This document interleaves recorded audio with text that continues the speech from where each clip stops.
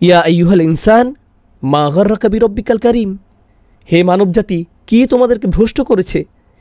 কি সে তোমাদেরকে মহামহিম পালনকর্তা থেকে বিভ্রান্ত করল? এমন কি আছে যা তোমাকে উদাসীন করেছে? অন্য জায়গায় এসেছে আলহাকুমুত তাকাসুর। আল্লাহ এই সূরায় সরাসরি মানবজাতিকে অভিযোগ করে বলছেন, কি তোমাকে বিভ্রান্ত করল? কি তোমাকে মহামহিম রব থেকে দূরে সরিয়ে রাখল? এরপর আল্লাহ বলছেন, ইয়া আইয়ুহাল ইনসানু ইন্নাকা কাদিহুন ইলা রব্বিকা কাদহান ফামুলাকিহ, হে ভুলোমানা মানুষ, তুমি তোমার প্রভু থেকে ক্রমেই দূরে সরে যাচ্ছ। তুমি পছন্দ করো বা না করো, একদিন না একদিন অবশ্যই তোমাকে তার সামনে দাঁড়াতে হবে, এড়ানোর কোনো সুযোগ নেই। তুমি এ সম্পর্কে উদাসীন থাকলেও তোমাকে এর মুখোমুখি হতেই হবে। এরপর তিনি মানুষদের উদ্দেশ্যে বলছেন, খলাকনাল ইনসানা ফি কাবাদ, নিশ্চয়ই আমি মানুষকে শ্রম নির্ভর রূপে সৃষ্টি করেছি। মানুষের জীবন পুরোটাই কাজের মধ্য দিয়ে যায়। তুমি মুসলিম হয়ে বাঁচো অথবা কাফির হয়ে বাঁচো, তোমাকে কাজ করতেই হবে। তোমাকে অবশ্যই নানান সমস্যায় পড়তে হবে, তোমাকে জীবনে নানা পরিস্থিতির মুখোমুখি হতে হবে। সুতরাং যেহেতু আমাদের জীবনে আমরা নানা প্রতিকূলতায় পড়ি, তাহলে আমরা এমন কাজ কেন করব না যাতে এই জীবন এবং পরের জীবনেও আমরা স্বাচ্ছন্দ্যে থাকতে পারি?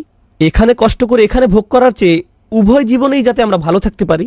আপনি কেন মৃত্যুর পরের জীবন নিয়ে ভাববেন? আল্লাহ বলেন, লাকাদ খলাকনাল ইনসানা ফি আহসানি তাকওয়িম। কয়েকটি সূরা পরেই আল্লাহ বলছেন, অবশ্যই আমি মানুষকে সৃষ্টি করেছি সর্বোত্তম গঠনে। আমাদেরকে সফলতার জন্যই বানানো হয়েছে, কিন্তু দুর্ভাগ্যবশত আমরা সফল হতে পারছি না। এই সূরাতে এর কারণ উল্লেখ করা হয়েছে, আর তা হলো ইন্নাল ইনসানা লাফি খুসর।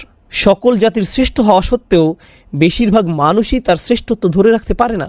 আল্লাহ তাআলা কোরআনে বিভিন্ন জায়গায় মানুষের অবস্থা বোঝাতে ইন্নাল ইনসান এই বাক্যাংশ ব্যবহার করেছেন। কোরআনে ইন্নাল ইনসান শুধু এখানেই ব্যবহৃত হয়নি, মানুষের ব্যাপারে এই সম্বোধন অনেক জায়গাতেই করা হয়েছে। ইন্নাল ইনসান, এটা দিয়ে কী বোঝানো হয়েছে? মানব জাতি সন্দেহাতীতভাবে, এরপর অন্য কিছু একটা। আল্লাহ এরপর কিছু বলেছেন, কোনো একটা অবস্থার কথা বলেছেন। আমরা কোরআনে বেশ কয়েকটি জায়গায় আল ইনসানুল কাফুরুম মুবিন এটা পেয়েছি। নিঃসন্দেহে মানুষ সুস্পষ্ট ও পরিষ্কারভাবে অকৃতজ্ঞ এবং তার রবের প্রতি চূড়ান্তভাবে অবাধ্য।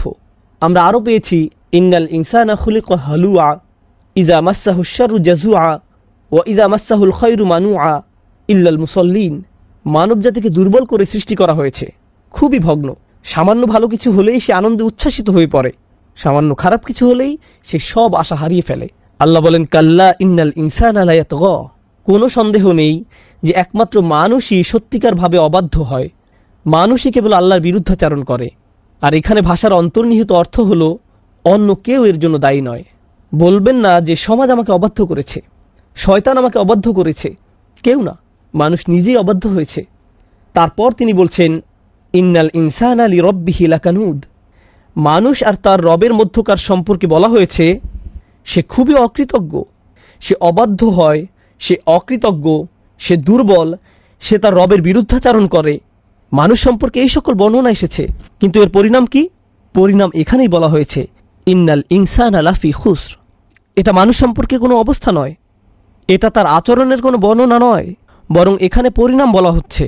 এই সকল দুর্ব্যবহারের ফলাফল স্বরূপ বলা হচ্ছে মানুষ নিঃসন্দেহে চরম ক্ষতির মধ্যে ডুবে আছে। এই সূরার আরও সামনের দিকে যাওয়ার আগে আরও একটি বিষয় এখানে লক্ষণীয়, তা হলো সাধারণ মূলনীতি আর ব্যতিক্রম এক নয়। এখানে ইল্লা শব্দটি ব্যবহৃত হয়।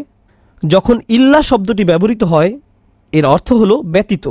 বাংলায় আমরা একে ব্যতীত বলি, বেশিরভাগ ক্ষেত্রে কি হয়? সংখ্যায় কোনটা বেশি হয়, সাধারণ মূলনীতি নাকি ব্যতিক্রম?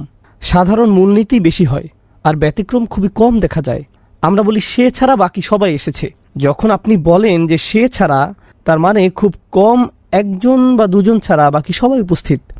এখন এই সূরায় কোনটি মূলনীতি, কোনটিতে বেশিরভাগ অবস্থা বোঝাচ্ছে? ওয়াল আসর ইন্নাল ইনসানা লাফি খুসর, এটাই এখানে মূলনীতি। মানুষ মূলত ক্ষতির মধ্যে ডুবে আছে। তাহলে ব্যতিক্রম কি? তারা ছাড়া, ইল্লাল্লাযীনা আমানু ওয়া আমিলুস সলিহাতি ওয়া তাওয়াসাউ বিল হাক্কি ওয়া তাওয়াসাউ বিস সবর, যারা ঈমান আনে, সৎ কাজ করে ইত্যাদি। এসব ব্যতিক্রম উল্লেখ করার মাধ্যমে আমরা বুঝতে পারি এখানে অনেক মানুষের কথা বলা হচ্ছে না, এখানে খুব কম মানুষের কথা বলা হচ্ছে। মানুষের মধ্যে বেশিরভাগ ক্ষতির মধ্যে ডুবে আছে, এটাই হলো মূলনীতি। আর ব্যতিক্রম থাকবে খুব কম। আল্লাহ তাআলা আমাদের সেই ব্যতিক্রমদের অন্তর্ভুক্ত করুন। তাহলে আমরা জানলাম যে সূরা ৩ হচ্ছে তাফসীর ভঙ্গিতে বর্ণিত, আর এই সূরাটি হচ্ছে ইনজার অর্থাৎ সুসংবাদ বনাম সতর্কবাণী। আর এটি খুবই গুরুত্বপূর্ণ বিষয়। আরও একটি খুবই গুরুত্বপূর্ণ বিষয় হচ্ছে সূরা 3-এ আজরের বর্ণনা এসেছে, ইল্লাল্লাযীনা আমানু ওয়া আমিলুস সলিহাতি ফালাহুম আজরু গায়রু মামনুন। এই সূরায় কোনো আজর নেই। আজর মানে হলো পুরস্কার। আল্লাহ বলেন তাদের এমন পুরস্কার দেওয়া হবে যার কোনো শেষ নেই, যার কখনোই ফুরাবে না। তখন তিনি এই শব্দটি ব্যবহার করেছেন। কিন্তু এই সূরায় কোনো পুরস্কারের বর্ণনা নেই। শুধু এটাই বলা হয়েছে যে এরা ছাড়া সব মানুষ অবশ্যই ক্ষতির মধ্যে আছে। কিন্তু তিনি বলেননি এই মানুষগুলো জান্নাতে যাবে এবং এই মানুষগুলো পুরস্কৃত হবে। তিনি এইভাবে বলেননি। তারা কি পাবে তার কোনো বর্ণনা নেই। শুধু বর্ণনা এসেছে এই মানুষগুলো ক্ষতিগ্রস্ত হয়েছে আর এরা বেঁচে গিয়েছে। এটা কেমন জানেন? বাংলায় আমরা এটাকে বলি পরীক্ষায় পাশ করা। কেউ পেল 85 আর কেউ পেল 95, কেউ বা পেল 100, কেউ পেল A, B, C, আবার কেউ কোনো মতে পাশ করলো তবে F পায়নি। F দিয়ে ফেল বুঝায়, তাই না? আপনাদের এখানে কি 33 পেলে পাশ হয়? আমি জানি না, কিন্তু 33 পেলে মূলত পাশ করা যায়। আপনি যদি 32 পান তাহলে আপনি ফেল করবেন। এখন আপনি যদি 30 পান কিংবা 25, 0 বা 10, তাহলে আপনি কোন গ্রেড পাবেন? F। এই সবই ফেল। শুধুমাত্র 33 বা এর বেশি পেলেই আপনি পাশ করবেন, ঠিক না? 33 বা তার বেশি। এই সূরায় পরীক্ষায় সেরা মার্কস পাওয়ার কথা বলা হচ্ছে না। অন্য সূরায় এটা এসেছে, সেখানে বলা হয়েছে জান্নাত কেমন, বাগানগুলো কেমন, সেখানকার ধন সম্পদ কেমন, এগুলো অন্য সূরায় আলোচনা হয়েছে। এই সূরার বিষয়বস্তু হলো কে ফেল না করে কোনো মতে পাশ করবে। আমি আপনাদেরকে এভাবে বললাম যাতে আপনারা সহজে বুঝতে পারেন। এই সূরায় বর্ণনা করা হয়েছে সবচেয়ে ন্যূনতম শেষ সীমা, যে কোনো মতে পাশ করেছে তার বিষয়ে। কারণ যে এই ন্যূনতম বিষয়গুলো পূরণ করতে পারেনি সে নিশ্চয়ই ক্ষতিগ্রস্ত।